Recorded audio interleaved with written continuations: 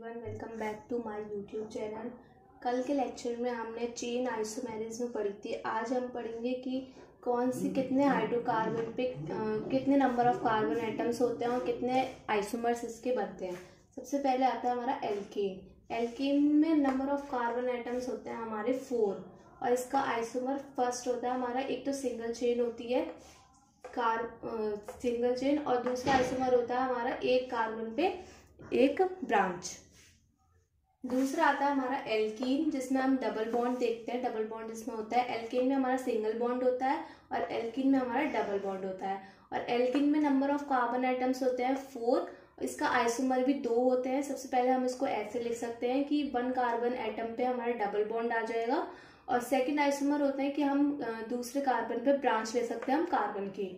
तीसरा आता है हमारा एल्काइन। एल्काइन में हमारे नंबर ऑफ कार्बन एटम 5 होते हैं और एल्काइन में हमारा ट्रिपल बॉन्ड होता है। ट्रिपल बॉन्ड होता है तो इसका पहला आइसोमर होता है ये कि फर्स्ट कार्बन एटम पे हमारा ट्रिपल बॉन्ड आए और सेकंड आइसोमर होता है हमारा सेकंड कार्बन एटम पे हम ब्रांच करते हैं कार्बन एटम की। फिर आता है हमारा एल्किडीन। एल्किडीन में नंबर ऑफ कार्बन एटम्स होते हैं 5 और इसका फर्स्ट आइसोमर होता है कि सेकंड कार्बन पे और लास्ट फर्स्ट कार्बन पे हम डबल बॉन्ड लगाते हैं और सेकंड आइसोमर होता है हमारा कि second carbon of last carbon के पे तो हम डबल बॉन्ड लगा देंगे और सेकंड कार्बन पे हम ब्रांच लगा देंगे कार्बन की, साइड चेन लगा देंगे। फिर आता है हमारा हाइड्रोकार्बन एल्किनाइन, जिसमें नंबर ऑफ कार्बन एटम्स होता है हमारे 5 और इसका पहला आइसोमर होता है ये कि सेकंड कार्बन पे हम डबल बॉन्ड लगाते हैं।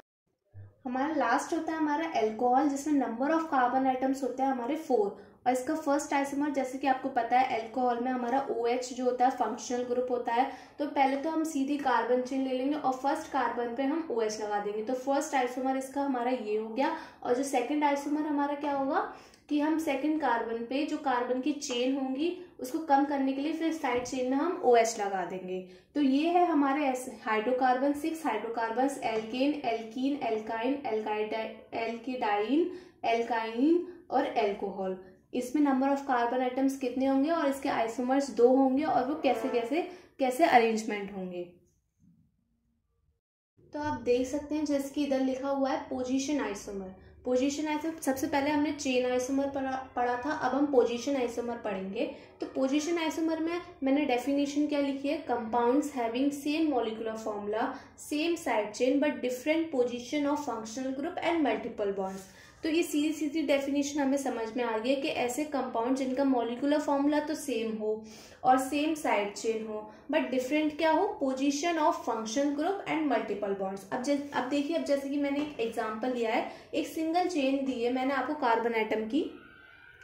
फर्स्ट वाले कार्बन और सेकंड वाले कार्बन पे हमारा ट्रिपल बॉन्ड लगा हुआ है। तो अब सेकंड में ही हमने एक पोजीशन चेंज कर दी, सेकंड और थर्ड पे हमने ट्रिपल बॉन्ड लगा दिया। तो सेम तो मॉलिक्यूलर फॉर्मूला होगा, कितने कार्बन एटम है 4, इसमें भी कितने कार्बन एटम है 4, लेकिन डिफरेंट क्या हो गया, पोजीशन हो गया। फंक्शनल ग्रुप तो इसमें कोई नहीं है, मल्टीपल बॉन्ड्स हैं, ट्रिपल बॉन्ड है तो ट्रिपल बॉन्ड की हमने वो जो पोजीशन है वो हमने चेंज कर दी। फर्स्ट कार्बन एटम पे और सेकंड कार्बन एटम पे हमारे ट्रिपल बॉन्ड लगे हुए थे, अब हमने पोजीशन चेंज करके सेकंड और थर्ड कार्बन एटम पे कर दिए, लेकिन इससे मॉलिक्यूलर फॉर्मूला में कोई भी चेंज नहीं आया। तो पोजीशन आइसोमर यही होता है कि सेम मॉलिक्यूलर फॉर्मूला होता है बट डिफरेंट पोजीशन होती है हमारी फंक्शनल ग्रुप की और मल्टीपल बॉन्ड्स की। अब देखिए एक और एग्जाम्पल लेते हैं इसमें। अब जैसे कि हमने लिया हमने बेंजीन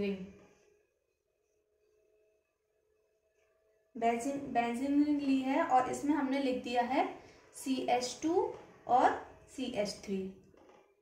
अब हम इसकी पोजीशन कैसे चेंज कर सकते हैं, अब हम दूसरा आइसोमर बनाएंगे इसका, तो हम कैसे चेंज कर सकते हैं इसकी पोजीशन, हम दोबारा से एक और बेंजीन रिंग बनाएंगे। तो CH3 कार्बन की वैलेंसी पूरी करने के लिए हमने पूरा लगा दिया और CH3 हम इधर लगा देंगे। तो कोई भी डिफरेंट नहीं आया, सेम मॉलिक्यूलर फॉर्मूला है बट डिफरेंट क्या हो गई, पोजीशन चेंज हो गई हमारी मल्टीपल बॉन्ड्स या फिर फंक्शनल ग्रुप की। इसमें फंक्शनल ग्रुप है नहीं है, मल्टीपल बॉन्ड्स हैं हमारे, मतलब कार्बन एटम इधर लगा हुआ है, इस कार्बन एटम के साथ हमने इधर लगा दिया। तो ये हो गया हमारा पोजीशन आइसोमर। तो जैसा कि आप देख रहे हैं कि ये मैंने पोजीशन आइसोमर्स लिख दिए मैंने कि एल्कीन में हमारे 4 बनेंगे। तो फर्स्ट मैंने ऐसे बनाया और सेकंड मैंने ऐसे बनाया। फर्स्ट वाले कार्बन पे डबल बॉन्ड और फिर हमने पोजीशन चेंज कर दी तो वो सेकंड पे आ गया। एल्काइन हमारे ट्रिपल बॉन्ड होते हैं, सबको पता है, उसमें भी 4 कार्बन एटम होते हैं। तो उसकी पोजीशन आइसोमर ऐसे बनेगी और दूसरी ऐसे बनेगी। एल्कीन में कितने कार्बन एटम आते हैं? 6। तो कार्बन एटम हम इसको अरेंज ऐसे कर सकते हैं और अगर हम पोजीशन बनाएंगे तो पोजीशन हम चेंज कर सकते हैं, चाहे हम इधर लगाएं चाहे हम इधर लगाएं, उससे कोई भी फर्क नहीं पड़ेगा, कोई भी मैटर नहीं होगा।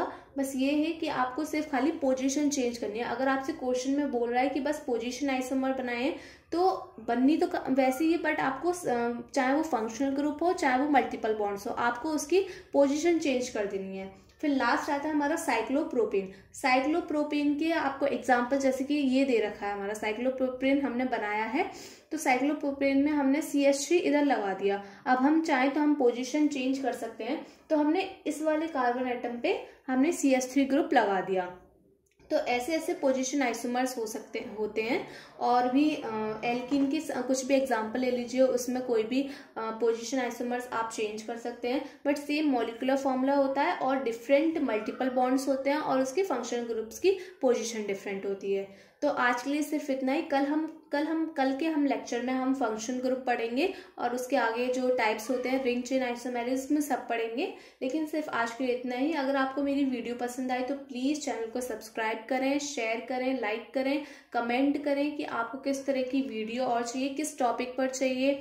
जो मैं क्विज डालती हूँ उसका रिस्पॉन्स करें और ये बहुत ज़्यादा हेल्पफुल होगा बहुत से बच्चों के लिए।